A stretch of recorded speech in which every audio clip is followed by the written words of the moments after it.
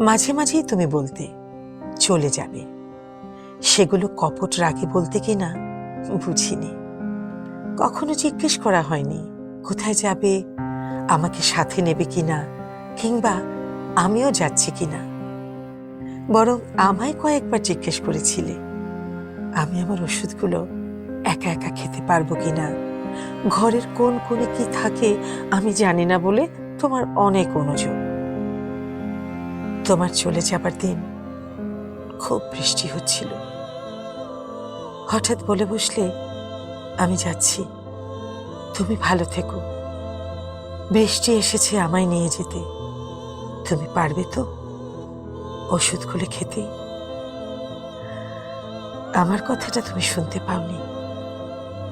আমিও আসছি, আমিও আসছি।